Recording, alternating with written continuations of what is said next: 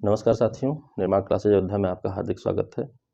आज contract act के अगले पार्ट में प्रतिग्रहण एक्सेप्टेंस को हम लोग पढ़ेंगे। क्या क्या हमारे प्रश्न आते हैं, संबंधित केस लॉज क्या क्या हैं, इनके बारे में हम चर्चा करेंगे।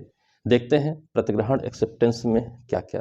पहली बात, कॉन्ट्रैक्ट एक्ट के कौन कौन से सेक्शन एक्सेप्टेंस से जुड़े हुए हैं, ये आपका प्रश्न आता है। तो इसका उत्तर है सेक्शंस 2B। ठीक है, पहला सेक्शन है जहां एक्सेप्टेंस की बात की गई है 2B, 3, 4, 5 एंड 7। ये आपको जानना है, पूछा हुआ प्रश्न है। ठीक है, 2B, 3, 4, 5 और 7। ठीक, 2B में एक्सेप्टेंस के बारे में बताया गया है, 7 में एक्सेप्टेंस कैसे होता है इसके बारे में बताया गया है, 3, 4, 5 संसूचनाओं से संबंधित हैं। प्रस्ताव, प्रतिग्रहण, हर एक चीज़ की संसूचना किस प्रकार होनी चाहिए, कब पूर्ण होती है, इससे संबंधित है। तो हम सभी को इंडिविजुअल सेक्शन के लिए वीडियो आपका पड़ा हुआ है, आप देख चुके हैं। हमारा फिलहाल का काम क्या है कि हम सभी सेक्शन मिला करके प्रतिग्रहण एक टॉपिक के रूप में पढ़ें। रेफरेंस आप बेयर एक्ट से देख सकते हैं कि किस सेक्शन में क्या लिखा हुआ है, कौन से रिलेटेड सेक्शन है वो हमने बता दिया। ठीक, पहली चीज प्रतिग्रहण कौन कर सकता है। प्रतिग्रहण कौन कर सकता है, प्रश्न पूछने के तमाम तरीके हैं। प्रश्नों को भी प्रश्नों के रूप में ही जानना पड़ता है। ठीक है, जिससे प्रस्ताव किया जाता है। कौन कर सकता है, जिससे प्रस्ताव किया जाता है। पहला नियम प्रतिग्रहण में जानने की यह जरूरत है। ठीक है, फिर दूसरी बात, प्रतिग्रहण का संज्ञापन आवश्यक है।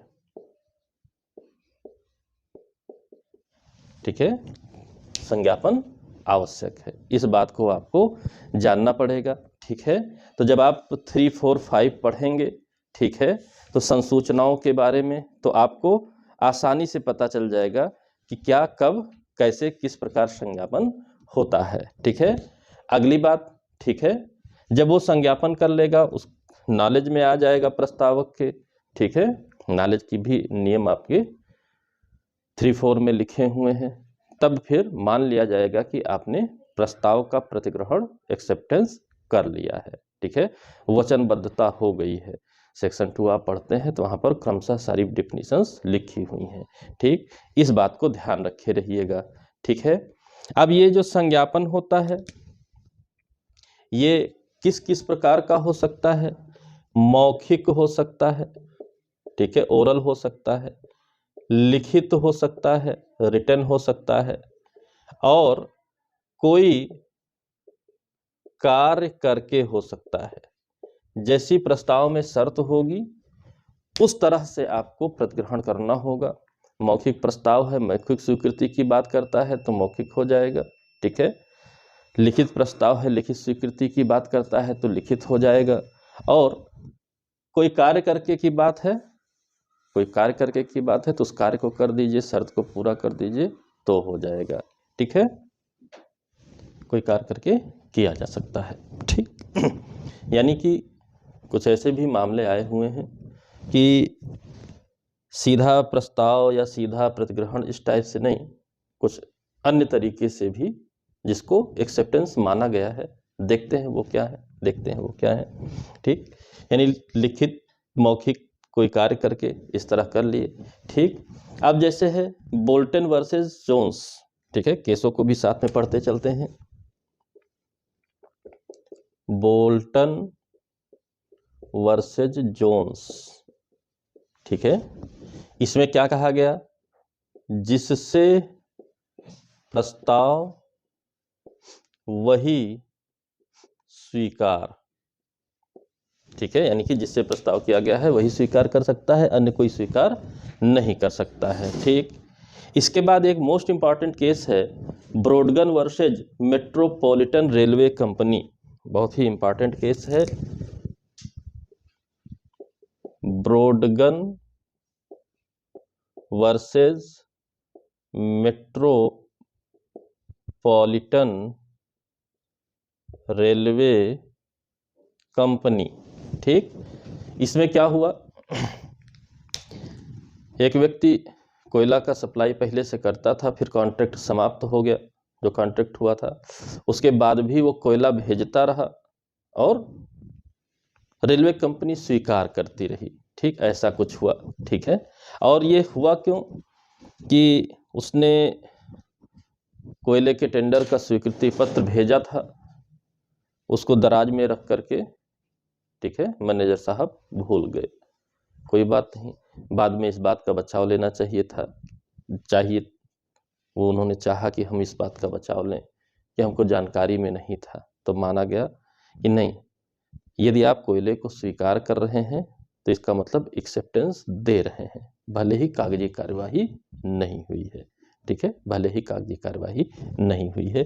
तो ब्रॉडगन वर्सेस मेट्रोपॉलिटन रेलवे कंपनी, ये वाद मोस्ट इंपॉर्टेंट आपका बनता है। ठीक है, मोस्ट इंपॉर्टेंट, यानी कि आशय प्रदर्शित हो गया कि आप उसके प्रस्ताव को स्वीकार कर रहे हैं, यानी वो कोयला भेज रहा है, आप कोयला यूज कर रहे हैं, ले रहे हैं, रिसीव कर रहे हैं, ये भी एक्सेप्टेंस माना गया। ठीक, कोई कार्य करके संज्ञापन यानी कि प्रदर्शित हो रहा है, संज्ञापित हो रहा है। ठीक है, स्पष्ट अभिव्यक्ति हो रही है। ठीक, इसके बाद अगली बात, एक प्रश्न पूछता है। ठीक है, जैसे मैंने बताया कि टू बी डिफाइन करता है 3, 4, 5, 7 ये सब हैं। 4 बहुत ज़्यादा पूछता है। 4 में स्पष्ट तौर पर लिखा हुआ है कि प्रतिग्रहण की संसूचना, कम्युनिकेशन के बारे में लिखा हुआ है सभी के, तो प्रतिग्रहण भी लिखा हुआ है, ये बात आप ध्यान रखे रहिएगा, सेक्शन वाइज आप देखते रहिएगा। ठीक है, अब बात आती है कि हम इसी को धारा 4 के अनुसार ही चलते हैं। प्रतिग्रहण की संसूचना कब पूर्ण होती है? ठीक है, हमने इसको एक इंपॉर्टेंट प्रश्न की तरह बना लिया, प्रतिग्रहण की संसूचना कब पूर्ण होती है। ठीक है, तो जब कब पूर्ण होती है की बात की जाएगी, तब आंसर हमको कहां पर मिलेगा, सेक्शन 4 में मिलेगा, सेक्शन 4 में मिलेगा। ठीक है, अब सेक्शन 4 के अनुसार क्या बातें हैं, कैसे हैं, देखते हैं।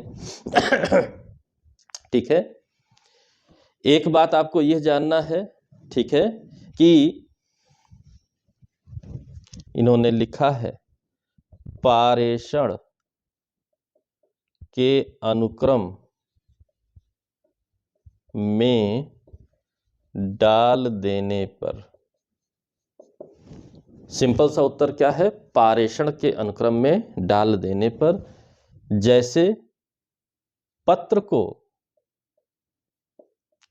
लेटर बॉक्स में डाल देना। ठीक है, यानी कि आपने लेटर लिखा एक्सेप्टेंस का, जेब में रख के घूम रहे हैं, अभी संसूचना नहीं पूर्ण हुई है, अभी कम्युनिकेशन नहीं हुआ है, जैसे ही लेटर बॉक्स में डालेंगे यानी आपकी पहुंच से अब वो बाहर हो गया, क्योंकि आप तो खोल नहीं सकते हैं लेटर बॉक्स, मान लिया जाएगा कि संसूचना पूर्ण हो गई। अब किसके विरुद्ध पूर्ण हुई ये पूछेगा, ये वाली बात किस पर लागू है? ठीक है, ये वाली बात प्रस्तावक के विरुद्ध पूर्ण। इंडिविजुअल अगर हम संसूचना पढ़ें, अगली वीडियो उसी संदर्भ में मैं बना दूंगा, संसूचना के संदर्भ में, तो बात आती है एक प्रस्तावक होता है, एक प्रतिग्रहीता होता है। तो संसूचना का पूर्ण होना, प्रस्ताव की संसूचना प्रस्तावक के विरुद्ध कब पूर्ण होती है, प्रतिग्रहीता के विरुद्ध कब पूर्ण होती है। प्रतिग्रहण की संसूचना प्रस्तावक के विरुद्ध कब पूर्ण होती है, प्रतिग्रहीता के विरुद्ध कब पूर्ण होती है। ऐसी बातें धारा 4 में लिखी हुई हैं। ठीक है, तो अगली वीडियो उसी की मैं बना दूंगा। बहुत ही इंपॉर्टेंट टॉपिक है, वो समझना पूरे संविधान अधिनियम में सबसे महत्वपूर्ण है। ठीक है, संसूचना की वैल्यू क्या होती है, थोड़ी सी चर्चा यहाँ पर।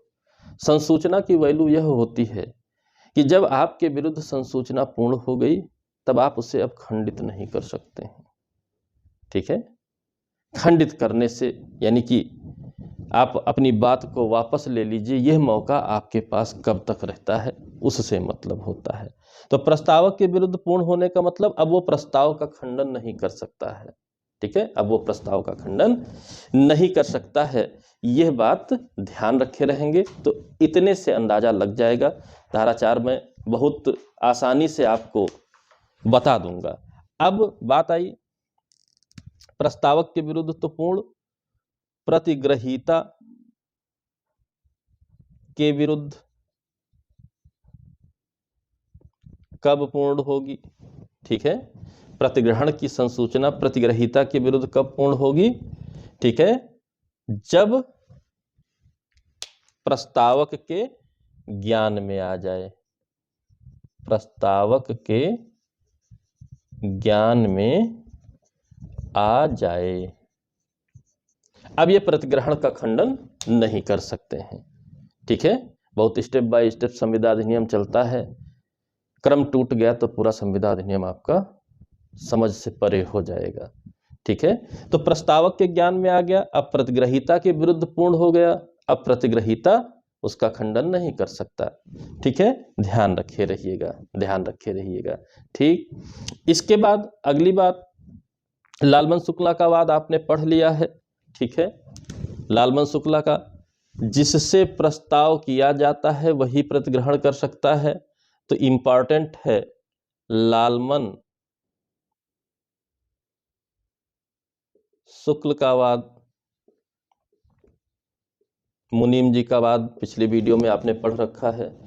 मुनीम जी को पता नहीं था कि 500 रुपया इनाम मिलेगा, बच्चा ढूंढ लाए। तो बात आई बिना ज्ञान के प्रतिग्रहण नहीं हो सकता है। यानी यहां से क्या निकल करके आया, प्रस्ताव के ज्ञान के बिना प्रतिग्रहण नहीं हो सकता।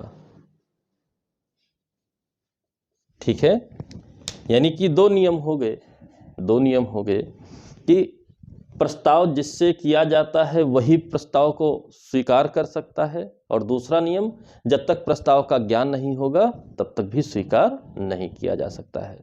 इसी तरह स्टेप बाय स्टेप आपके प्रश्न पूछते हैं, थोड़ा सा भी ध्यान से पढ़ लीजिए तो कभी गलती नहीं होती है। ठीक है, थोड़ी सी भी बात को मेंटेन आपको करना ही पड़ेगा। ठीक, इसी में एक इंपॉर्टेंट क्वेश्चन है, पावेल वर्सेज ली,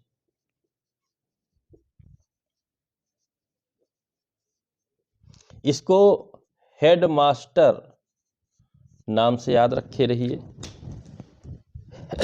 हेडमास्टर का जो है चुना जाना था, कमेटी ने, मैनेजिंग कमेटी ने शॉर्ट लिस्ट कर लिया कि इन्हीं को चुनना है।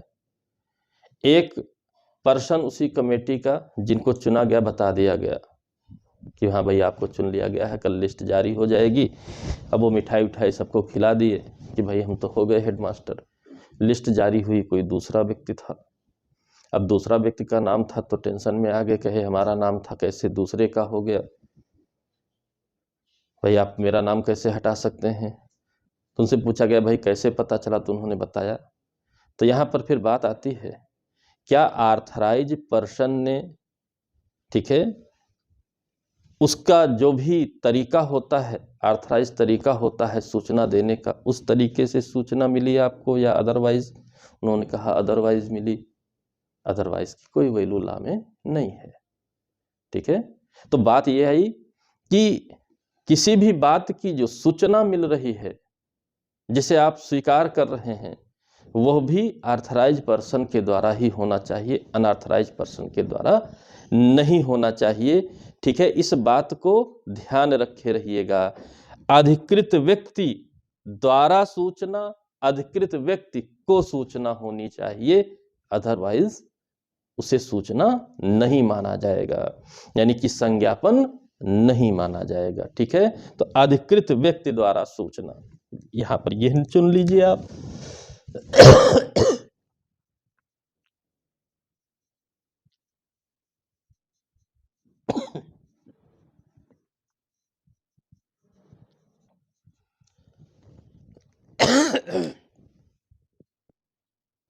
आगे देखते हैं। अब बात आई ये जो प्रतिग्रहण की संसूचना और इसके नियम हैं, धारा 4 की जो बात है उसको हमें यह भी जानना है धारा 4 के लिए कि टेलीफोन और टेलेक्स पर लागू नहीं है। ठीक है, धारा 4 मुख्य रूप से मेल्स पर लागू है। ठीक है, मुख्य रूप से किस पर लागू है? मेल पर लागू है, मेल व्यवस्था पर, टेलीफोन पर लागू नहीं है। इस बात को भी आपको ध्यान रखना है। ठीक है,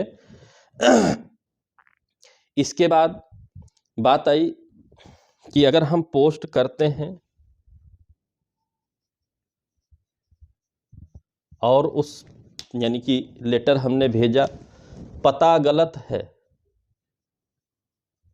ठीक है, गलत पते को लिखते हुए हमने लेटर को भेज दिया है, तो वहाँ कौन सा नियम लागू होगा? क्या संसूचना मानी जाएगी तो क्या नहीं मानी जाएगी? तो उत्तर है पता गलत प्रतिग्रहण नहीं माना जाएगा। ठीक है, नहीं माना जाएगा। ठीक, क्यों नहीं माना जाएगा? ठीक है, क्यों नहीं माना जाएगा? बहुत सीधी सी बात है, संसूचना हुई ही नहीं। जब गलत पता पर है तो इसका मतलब वहां तक सूचना पहुंचेगी ही नहीं, तो कैसे मान लिया जाए? नहीं माना जाएगा। इस बात को आपको ध्यान रखना है। ठीक है, तो यह बातें बहुत ही इंपॉर्टेंट हैं। ठीक, बहुत ही इंपॉर्टेंट हैं। इसके बाद अगली बात होती है प्रतिग्रहण कैसा होना चाहिए। अब इसके बारे में थोड़ी सी चर्चा कर लेते हैं हम लोग। जब हम प्रतिग्रहण कैसे की बात करेंगे, यानी कि ये प्रतिग्रहण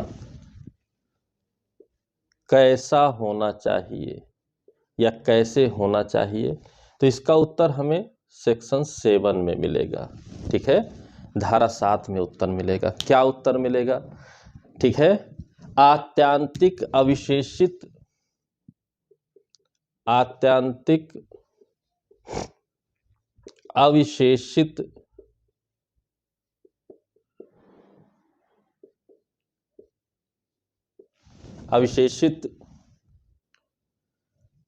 प्रायिक युक्त अभिव्यक्त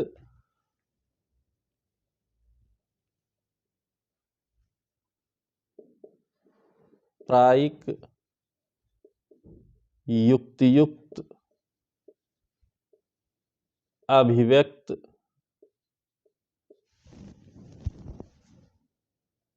युक्त समय और विहित प्रकार से,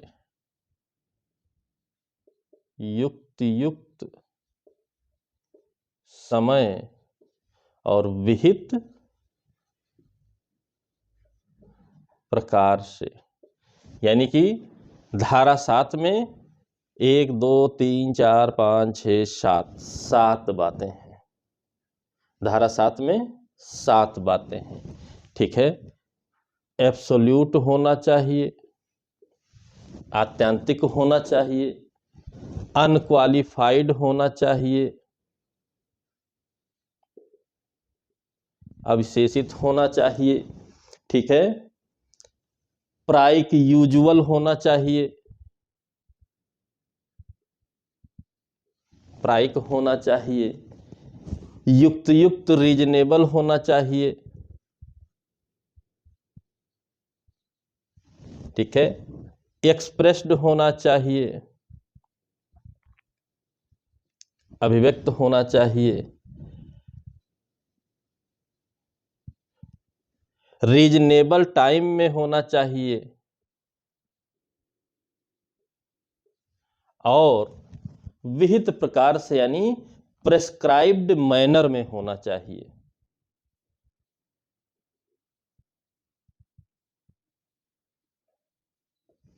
सात तरीके अनिवार्य हैं, इनमें से किसी की भी कमी रहेगी तो प्रतिग्रहण नहीं माना जाएगा। इसलिए इन सातों को आप याद रखे रहिएगा, ठीक है, नहीं तो गलत हो जाएगा। ठीक है, गलत नहीं होना चाहिए। विधिक दायित्व उत्पन्न नहीं होगा, विधिक दायित्व उत्पन्न नहीं होगा।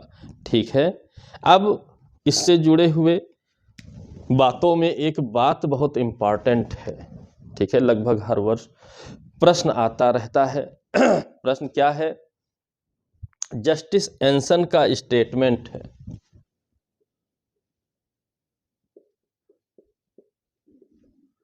जस्टिस एंसन का स्टेटमेंट है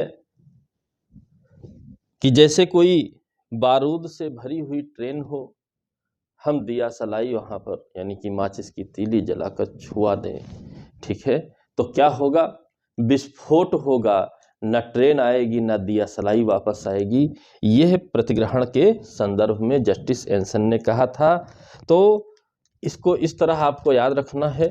ठीक है, प्रीलिम्स की परीक्षा है, मेंस में नहीं लिखना है, तो आप शॉर्ट में याद रखे रहिए। बारूद से भरी ट्रेन, माचिस की जलती तीली, छुआ दें तो विस्फोट हो जाएगा। न ट्रेन आएगी न माचिस की तीली आएगी। ऐसा ही प्रतिग्रहण होता है। अब वापसी का रास्ता आपके पास नहीं है। जस्टिस एंसन ने ऐसा कुछ कहा था। ठीक है, फिर इसके बाद एक केस बहुत इंपॉर्टेंट है, बार बार हर जगह आता है, कार्लिल वर्सेस कार्बोलिक स्मोक बाल कंपनी। इसको आप जानते हैं, प्रस्ताव में भी आता है, प्रतिग्रहण में भी आता है, संसूचना में भी आता है, हर एक जगह इस केस की चर्चा होती है।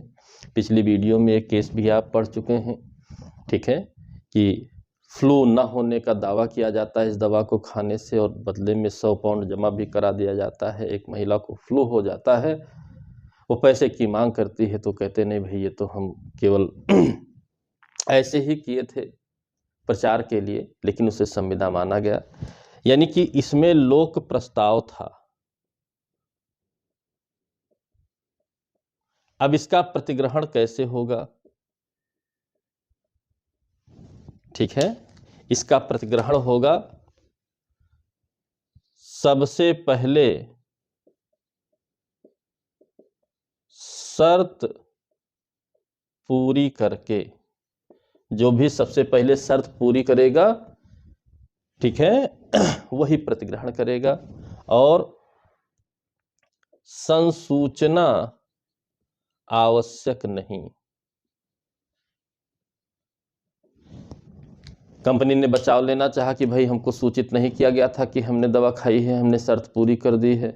क्या इस मामलों में संसूचना की आवश्यकता नहीं है? यानी कि लोक प्रस्ताव के प्रतिग्रहण के लिए संसूचना की आवश्यकता नहीं होती है। कार्लिल बनाम कार्बोलिक स्मोक बाल कंपनी। ठीक है, कभी कभी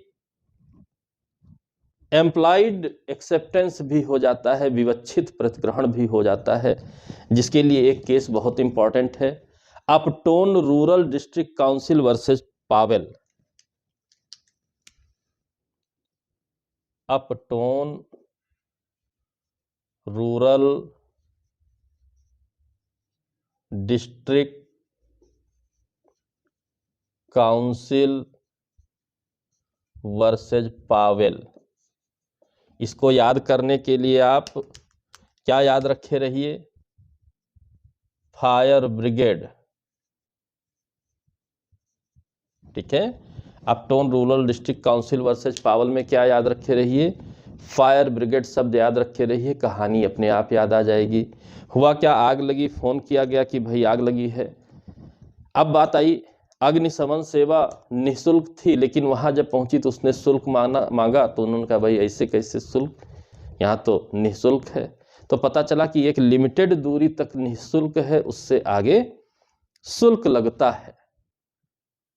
तो बात आई कि जब आपने उससे आगे को बुलाया है तो शुल्क देना पड़ेगा। विवक्षित संविदा का निर्माण होता है, यानी कि आपने विवक्षित रूप से उनकी शर्त को एडॉप्ट कर लिया है, एक्सेप्ट कर लिया है, इसलिए प्रतिग्रहण विवक्षित माना गया यहाँ पर। इस बात को भी आप याद रखे रहिए Upton rural district council versus Powell में, ठीक है, कि गलती से सशुल्क अगर फायर ब्रिगेड आ गई, ठीक है, बहुत सी विवक्षित संविदाएं होती हैं। आप बस में चढ़े, मतलब उस बस के टिकट को लेना अनिवार्य है, आप उसकी शर्तों को पूरा कर रहे हैं, विवक्षित संविदा का निर्माण होता है। ठीक है, सिंपल सा इस बात को आपको ध्यान रखना रहेगा। ठीक है, ध्यान रखना रहेगा। कभी कभी इस टाइप के प्रश्न आ जाते हैं कि एक लोग नदी के इस पार खड़े हैं, एक लोग नदी के उस पार खड़े हैं, ये चिल्ला के प्रस्ताव करते हैं, वो चिल्ला के एक्सेप्टेंस करते हैं, बीच में जहाज गुजर गया। तो आप जानते हैं संसूचना में इसकी चर्चा होगी कि अगर सुनाई नहीं पड़ा, सुना नहीं गया, तो फिर प्रतिग्रहण पूरा नहीं होगा। तो सुना जाना, संज्ञापन आवश्यक है, संज्ञापन आवश्यक, यानी प्रतिग्रहण का सुना जाना आवश्यक है। ठीक है, ध्यान रखे रहिएगा। ठीक, बस सेवा भी याद रखे रहिएगा। ठीक है, बस सेवा भी याद रखे रहिएगा। ठीक, इसी तरीके से सिंपल सी बातें हैं प्रतिग्रहण में। ठीक है, अधिकांश क्वेश्चन ये प्रतिग्रहण से पर्टिकुलर आते हैं, इसके अलावा जो क्वेश्चन आते हैं वो कम्युनिकेशन से, संसूचना से आते हैं। तो अगला वीडियो हम लोग संसूचना को लेकर बना लेंगे, ताकि हमको ये पता रहे। मेन उद्देश्य है केस लॉज को भी हम लोग जाने। तो प्रतिग्रहण में बस इतना ही। ठीक है, संसूचना, प्रतिफल, शून्य संविदाएं, शून्य करणीय संविदाएं, शून्य करार, अभी हम लोगों को बहुत लंबा सफर तय करना है। मिलते हैं अगले वीडियो में, तब तक के लिए जय हिंद, जय भारत, धन्यवाद।